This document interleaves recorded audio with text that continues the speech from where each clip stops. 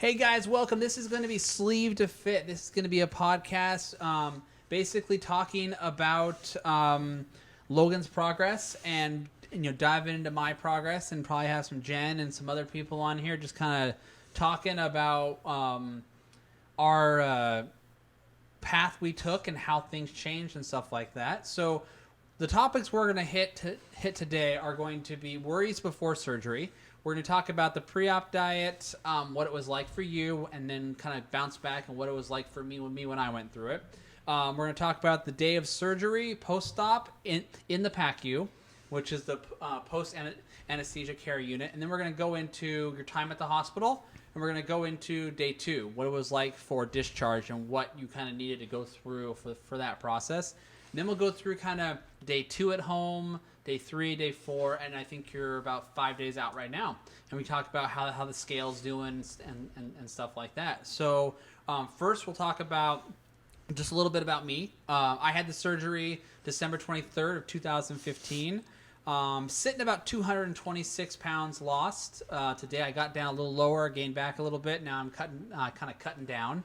So kind of regain my life a little bit, and then you joined the company, and we're kind of going to show you guys, walk you through Logan's journey about how he started at the clinic, gained a whole bunch of weight with the clinic, and then kind of transitioned into our way of thinking, and how it kind of propelled you into where you actually have surgery, because you actually had a weight pound limit you had to get to, and then talk about that and talk about how you went from there. So go ahead and tell us a little bit about yourself.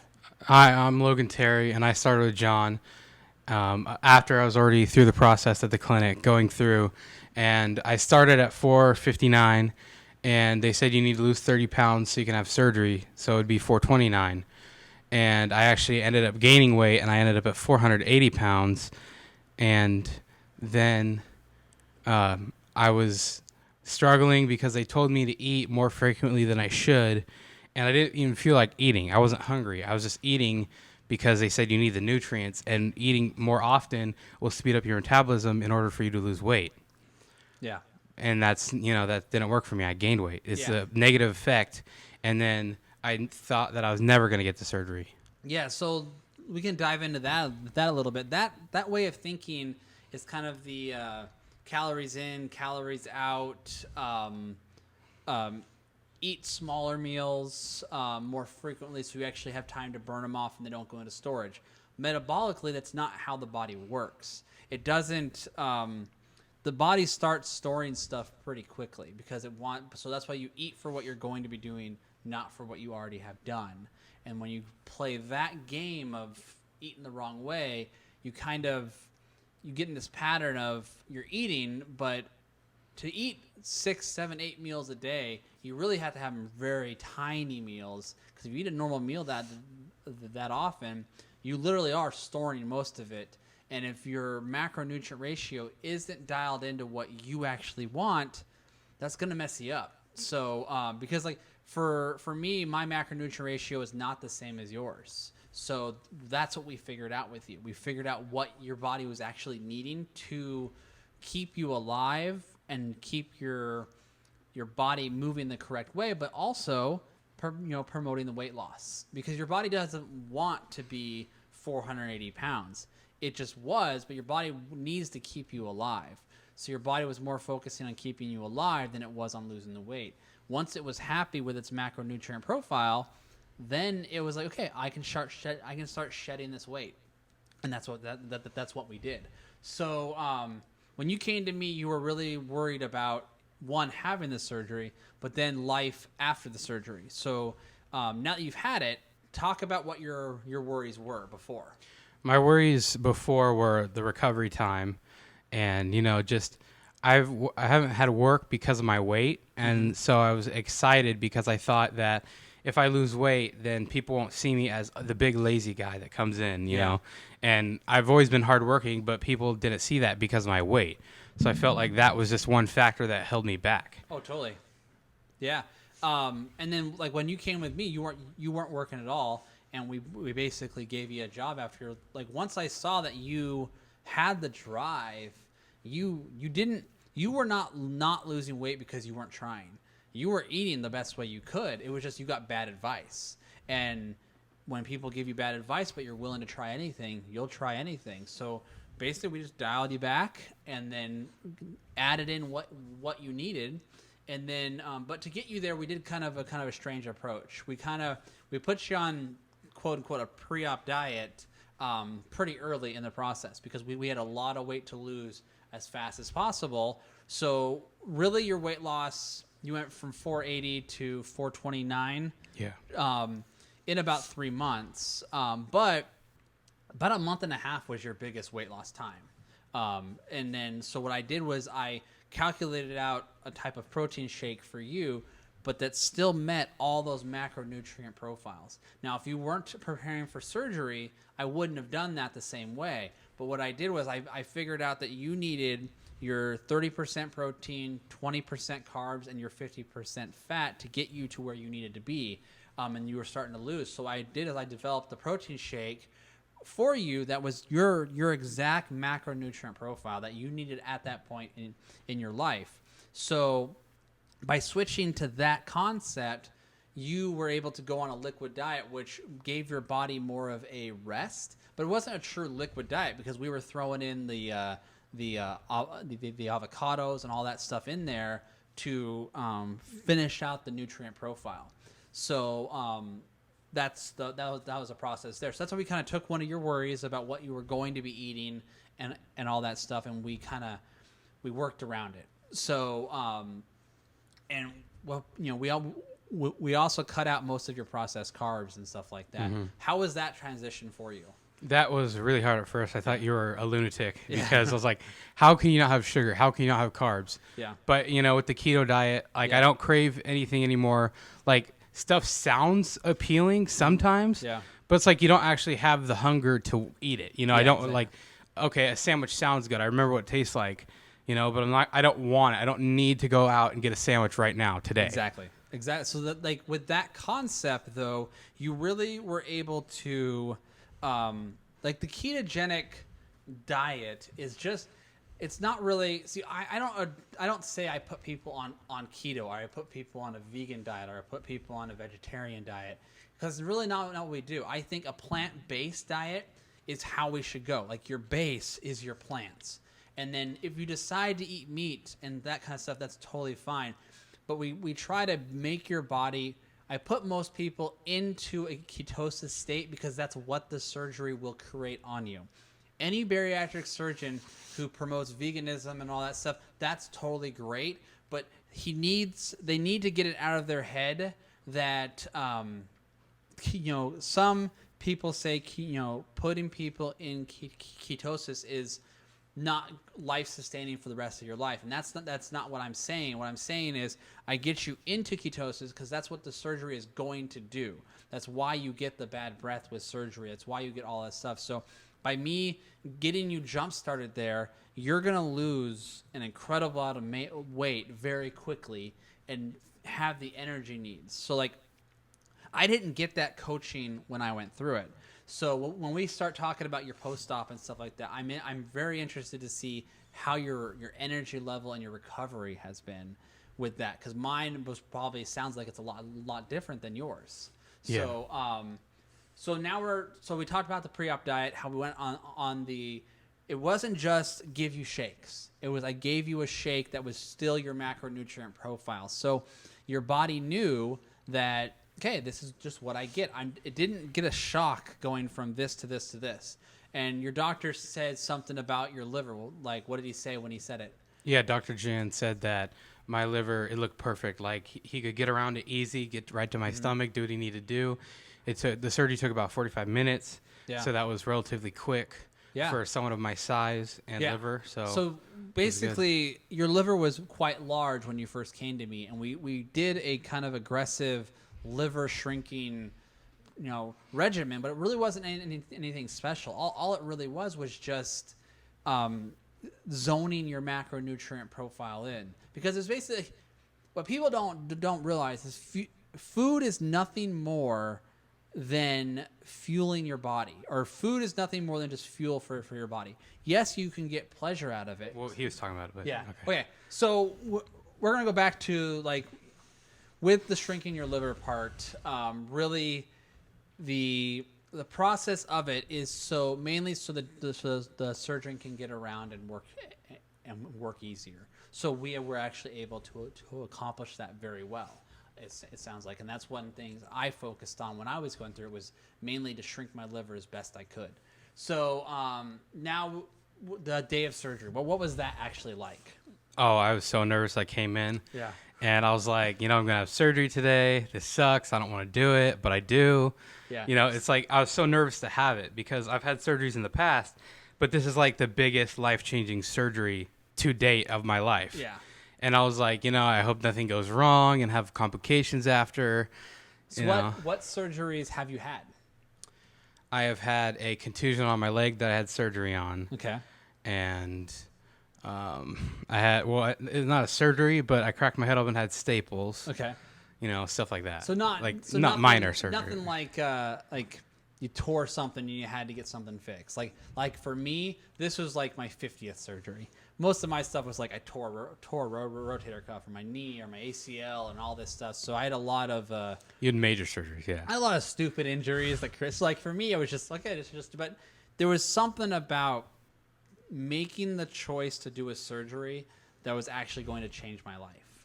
Like this, or like I actually equated it to not having a heart attack, but going into the doctor and him saying your blood vessels are 99% occluded everywhere. If we don't do surgery right now, you're going to die. That's how I felt like that was. So like I had to, but I was making the choice to get on that gurney and wheel myself in there. So I always say December 23rd is just as important to me as my birthday. It's kind of my rebirth day, because that was the day I made the choice to put myself first. So was my biggest thing. So I celebrate December 23rd just as much as I celebrate my own birthday, just as much as I celebrate Christmas, because to me, that was the day I decided to take control. And that might be why I see this surgery as more of a life-changing thing for everybody. And when we actually look at it that way and not think about, okay, this is just a quick fix. Because a lot of people, this is just a quick fix. You're having the surgery to lose the weight, to be able to have a lower number on the scale. If that's your mindset, you're not going to be successful long term. Mm-hmm. And that wasn't your mindset. You were all gung-ho about playing with your daughter and being able to do stuff with your wife and all that, or girlfriend now, but soon. But all that kind of stuff. Like that was what was your drive.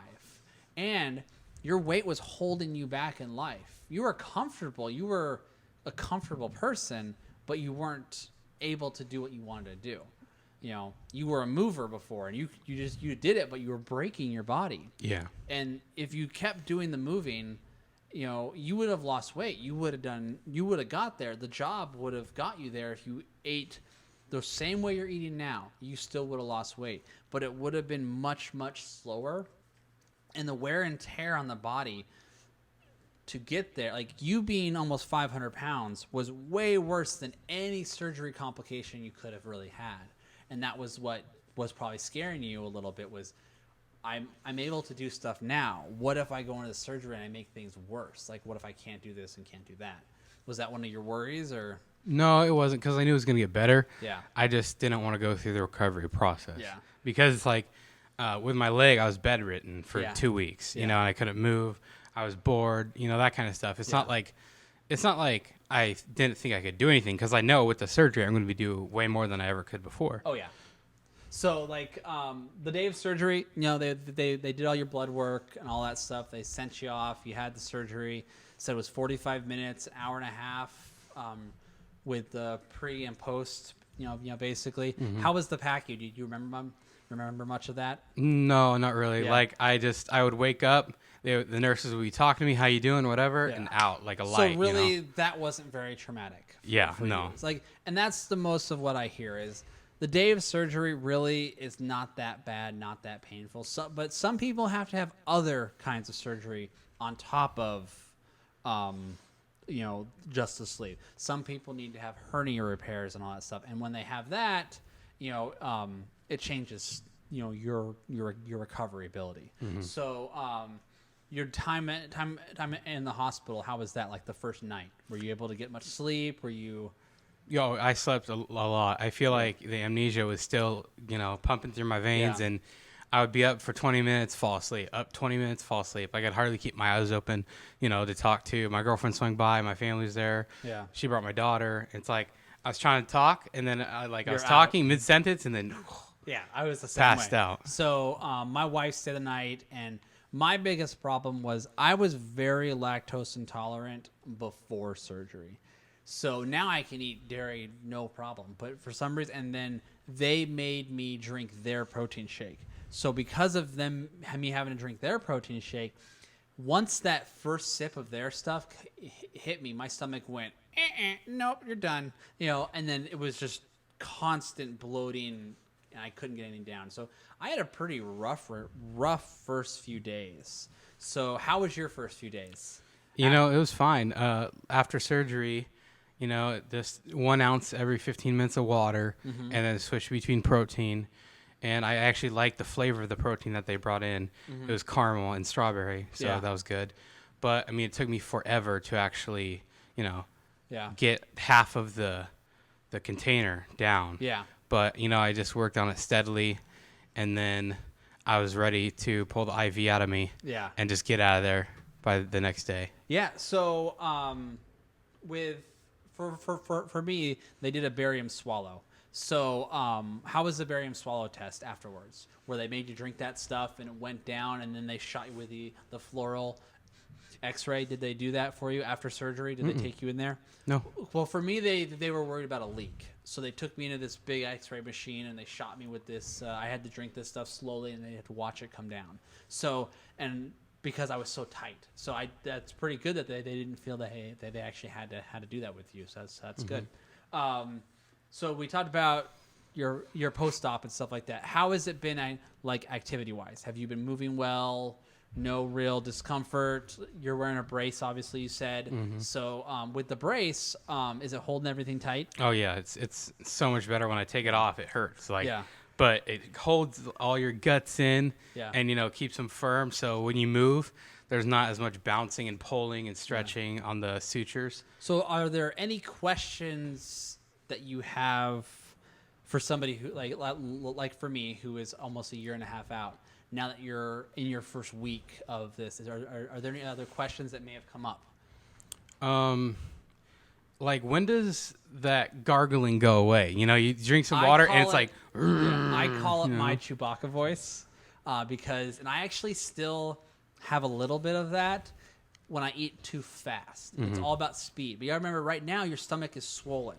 So your stomach is basically, it's been gone from a huge size to a very small size. So your water you drink is kind of funnel. It's kind of doing that tornado effect, and that's that gurgly stuff. So and that'll change as it goes. But actually, I found it as like my little friend who told me to slow down and stuff like that. So when you start introducing more solid foods or more thicker foods, you're going to notice, you're going to learn what your body can handle and stuff like that. So you're going to be pretty darn amazed. But for me, I still have it if I eat too fast. That's what it is for me. So do you have any other major questions at all or anything like that? Like activity-wise, like when do you think you're going to start moving? Well, I have been walking up and down the street. Around the hospital. I walked about 4 times, just get up and walk around the unit in a rectangle, and take it slow, of course, and usually go to the bathroom before. Yeah. And my urine has been darker, a lot darker than I thought. Yeah. And at first, the first time going to the bathroom, it took me like 5 minutes. I felt the urge on my bladder that I had to go, but it just wasn't happening. Yeah. So about 5 minutes later, I finally was able to go. Yeah. Well, so I thought that was really weird. That's all like anesthesia and stuff like that. But also, you don't have the abdominal capacity right now because of pain. So we didn't talk much about pain. How was your pain? I feel like it was better than most people's. Like my mom, she did not, she did not Do It wasn't well. Yeah. Yeah. And I felt better than her. Yeah. But I mean, it's sore and it hurts. Like getting up and sitting down is the worst. Yeah. But once you're up and walking, it gets better as you Yeah. walk. The blood pumping and moving. Yeah. So for me, the pain was almost non-existent. It was truly just gas pain, just pressure, bloating. That's what got me. So how much pain meds have you been taking? I've been taking about 2 oxy. It was every 4 hours, but now it's just in the morning before bed. Yeah. Because that's the worst time. Just because your body, probably you want to sleep a little better. That's totally fine.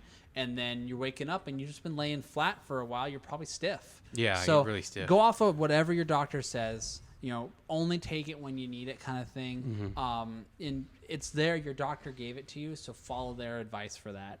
And then as far as activity-wise, everybody usually asks, when can I start moving? Because your energy level really raises after like day 5, 6, 7. Like, I can do more. Really, you need to wait for your PT appointment, get cleared by them, and then they will kind of gravitate what you can do. Walking and stuff, totally fine. I don't see any wrong thing with that, but don't lift anything over what they said. Kind of judge your post-op activity off of what they say. Once they give you the all clear, then you'll start hitting the gym, and we'll start you in baby steps, getting you back to where you need to be. Because this is kind of perfect, because now we can focus on your activity on like your lifting form and like your walking form and getting you kind of restarted. The problem is most people who are in having the surgery, they don't have a good foundation for lifting.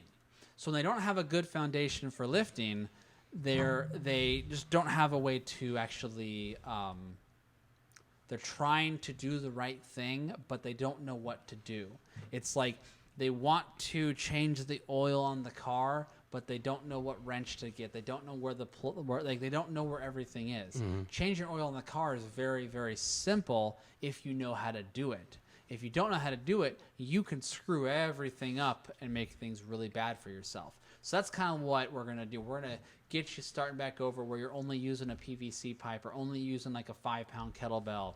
And then once your body gets used to moving correctly in your new way of moving, you're just going to propel. And, I keep saying it, you're going to be stronger than me. You're going to be quicker than me, because you are right now a professional power lifter, because I have never had 480 pounds on my frame for as long as you had and been able to move as well as you have been able to move.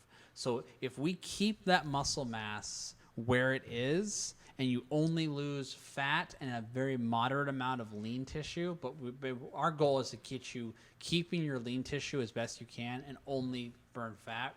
If you get there, you're going to be doing circles around these CrossFit guys here. So, literally, I really believe that. I really think that your physical ability is going to immensely change who you are.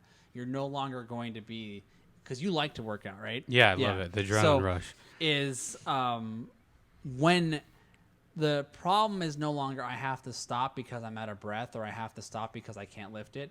You're just going to, your new identity is not going to be Logan the big guy. Your new identity is going to be of an athlete. I really do think that. Mm-hmm. And I really do think that one of your passions in life was to be a personal trainer. You talked to me a lot about that, and you're going to get there. So thanks, guys, for